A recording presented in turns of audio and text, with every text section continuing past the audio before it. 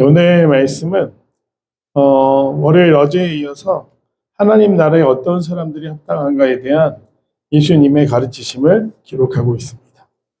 어제 본문을 보면 사람들이 어린아이들을 데리고 예수님이 아이들을 좀 축복해 주셨으면 좋겠습니다.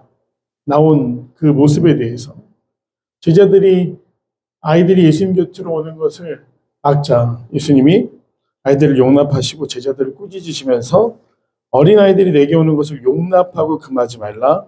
하나님의 나라가 이런 자의 것이니라 라고 말씀하시면서 아이들같이 순수하고 온전한 믿음을 가질 수 있는 자들이 하나님에 합당하다.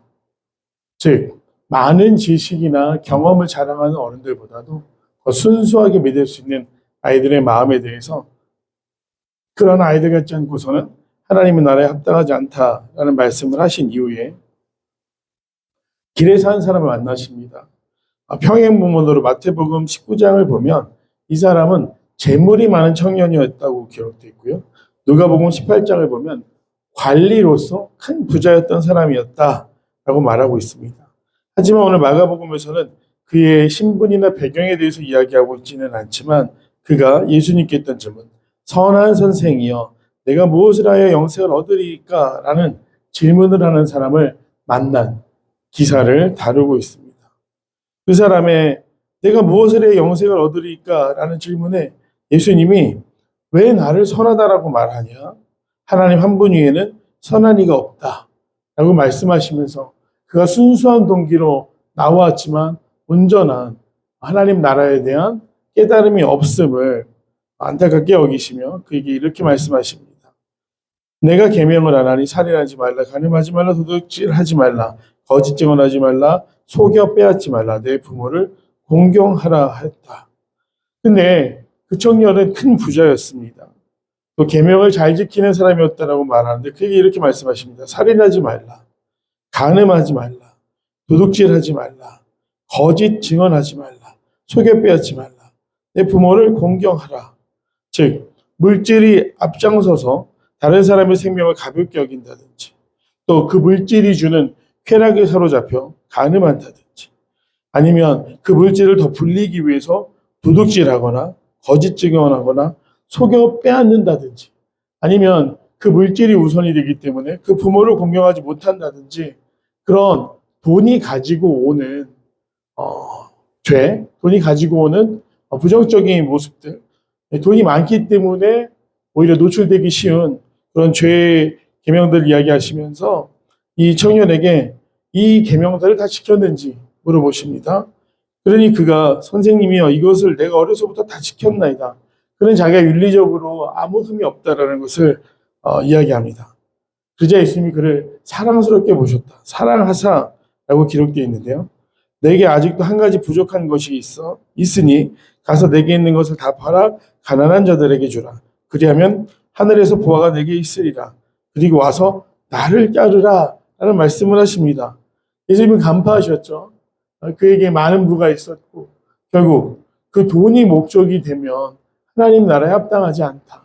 팔아서 가난한 사람들에게 나누어 주고 너는 자유롭고 가벼운 마음으로 나를 따르라. 이 제자가 될 기회를 주셨는데 그는 재물이 너무나 많아서 슬픈 기색이 역력한 채로 근심하며 돌아갔다라고 되어 있습니다.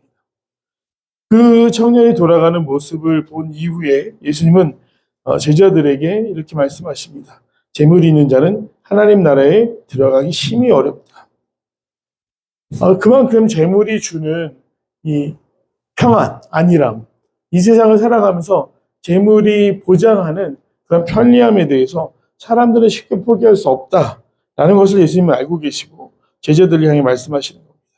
제자들이 그 말씀에 놀라는지라 예수께서 대답하여 이르시되 얘들아 하나님의 나라에 들어가기가 얼마나 어려운지 낙타가 바늘귀로 나가는 것이 부자가 하나님의 나라에 들어가는 것보다 쉬우니라 하시니 라고 말씀하셨습니다. 그렇죠? 부를 얻기 위해서는 희생해야 되는 것들이 있습니다. 어떤 사람들은 시간을 희생해야 됩니다. 어떤 사람들은 관계를 희생해야 됩니다. 또 어떤 사람들은 앞서 말한 것과 같이 하나님의 나라를 희생하고 부를 선택해야 되는 상황이 있습니다. 그런데 대부분의 사람들은 어떻게 합니까? 나중을 기약하며 먼저 부를 선택하는 경우가 많습니다.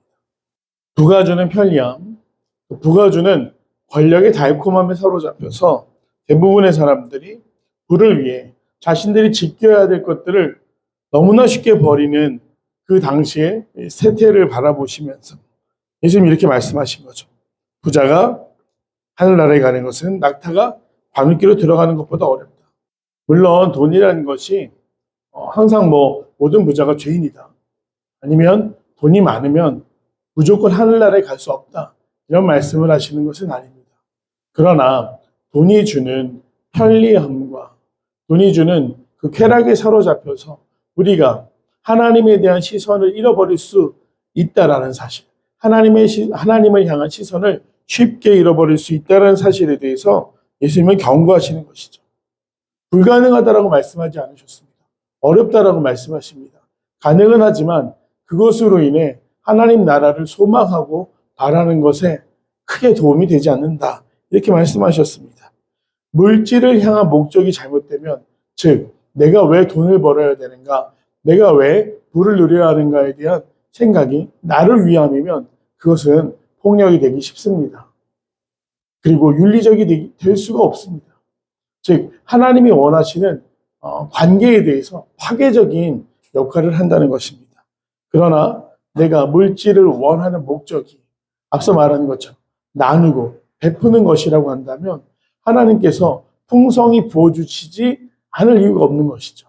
즉 하나님께서는 물질을 다스릴 수 있는 사람, 물질에 끌려가는 것이 아니라 물질을 다스릴 수 있는 사람에게는 얼마든지 큰 부를 허락하실 수 있습니다. 그는 그 물질을 통해서 이웃을 사랑하는 일에, 하나님을 사랑하는 일에 더욱 열심을 낼 수 있기 때문입니다. 그러니 부자가 되는 것 그 자체를 목적으로 사는 것이 아니라, 내가 부자이되 부자로서 사는 것이 아니라 나누면서 살 수 있는 그러한 인생을 소망해야 된다. 오늘 성경의 말씀은 이야기하고 있습니다. 예수님께서 또 말씀하십니다. 제자들이 너무 놀라면서 그럼 누가 구원을 얻겠습니까? 하니 예수님께서는 이 구원이라는 것이 사람의 손에 달려있는 것이 아니라 하나님의 주권이다 라고 말씀하셨어요. 주일 오후 설교 때 말씀드렸지만, 하나님 나에게 내가 옳은 일을 하기 원하는데 나를 위해 도와주세요 라고 기도하는 것은 잘못됐다고 이야기했습니다. 하나님이 옳은 일을 하시는 것이 아니라 하나님이 하시는 일이 옳은 일이다. 그것을 신정론이라고 이야기하면서 하나님의 통치와 주권을 온전히 인정해라. 이 땅 가운데 우리가 정의를 이루어서는 안 된다라는 말씀들을 나눴었습니다. 이것처럼 예수님께서 구원도 우리 손에, 우리 행위의 결과라든지 우리 노력에 달려있는 것이 아니라 하나님의 손에 달려있다는 것을 이야기하고 있습니다. 그래서 예수님께서는 또 말씀하십니다. 내가 진실로 너에게 이르노니 나 복음을 위하여 집이나 형제나 자매나 어머니나 아버지나 자식과 전토를 벌인 자는 현세에 있어서 집과 형제와 자매 어머니와 자식과 전토를 100배나 받되 박해를 겸하여 받고 내세의 영생을 받지 못할 죄가 없느니라. 제자들에게 굉장히 고무적인 말씀하셨습니다. 아까 앞서 말씀드린 것처럼 예수님은 모든 부자가 나쁘고 부자가 되는 것은 바로 타락하는 길이다 라고 말씀하신 것이 아니라는 것. 오늘 말씀을 보면 형제, 집, 자매, 어머니, 자식과 전토, 이것을 버리고 나를 따른 자는 복이 있다. 그들에게 내가 그것을 100배나 줄 것인데 그냥 주어지는 것이 아니라 박해와 함께 받게 된다. 즉 예수님을 위해서 모든 것을 희생할 수 있는 자에게 예수님께서는 그들의 걱정에 대해 100배나 갚아주실 수 있다. 그것이 하나님의 섭니다.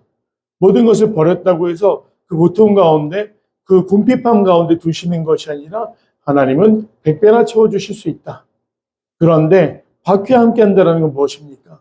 그것을 버리는 과정이 결코 순탄치만은 않다라는 것을 말씀하십니다. 그에게 무엇이 주어진다고 말씀하십니까? 영생이 주어진다. 오늘 말씀을 통해서 우리가 하나님의 나라를 소망하고 하나님의 나라를 기대할 수 있는 귀한 성도들이 되기를 간절히 소망합니다. 우리가 이 땅 위에 누리고 또 이 땅 위에서 가지기 원하는 것들을 주님 앞에 내려놓을 수 있을 때, 오늘 말씀하신 것처럼 집과 형제, 자매, 어머니와 자식과 전토, 이와 같은 것들을 내려놓을 수 있을 때 주님께서 모든 것을 책임지신다. 더 나누기 위해 살아갈 수 있는 더 필그림교회 성도들이 되시기를 간절히 소망합니다. 내용 관찰 한번 보겠습니다. 예수님께서 하나님의 나라에 들어가기 어렵다고 말한 이들은 누구입니까? 부자라고 말씀하셨죠. 네. 그리고 예수님의 말씀에 제자들은 어떻게 반응합니까? 26절을 보면 너무 놀라서 누가 구원을 얻을 수 있는가? 라고 이야기를 합니다. 제자들은 왜 부자가 하나님의 나라에 들어가기 심히 어렵다는 말씀에 매우 놀랍니까? 그 전에 구약적인 관점에서 본다면 하나님의 축복은 이 땅 가운데서 잘 먹고 잘 사는 것이었습니다. 하지만 오늘 예수님이 새로운 관점을 열어주시는 거죠. 잘 먹고 잘 살기 위해 필요한 그 돈이라는 것이 사람을 얼마나 타락시킬 수 있는지를 경고하신 것입니다. 그 자체가 목적이 되어서는 안 된다. 그리고 그것은 어차피 하나님의 손에 달려있기 때문에 우리의 행위나 노력의 결과로 축복받고 구원을 받는 것이 아니라 하나님 앞에서 모든 것을 내려놓고 따를 수 있을 때 그곳에 구원이 있다라고 말씀하신 것이죠. 느낀 점입니다. 구원은 인간의 노력과 재물이 아닌 하나님의 전적인 은혜라는 말씀에서 무엇을 느낍니까?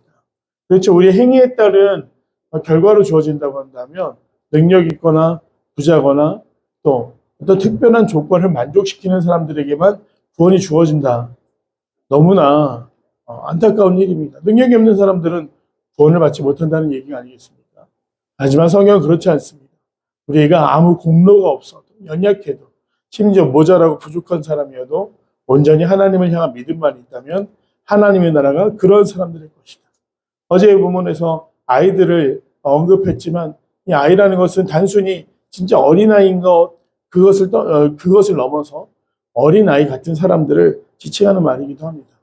연약하고 또 우리가 볼 때는 어리석은 것 같지만 그러나 온전한 믿음으로 있는 사람을 하나님은 기다리고 계신다. 그들에게 구원을 주신다라고 볼 수가 있겠죠. 결단과 적용입니다.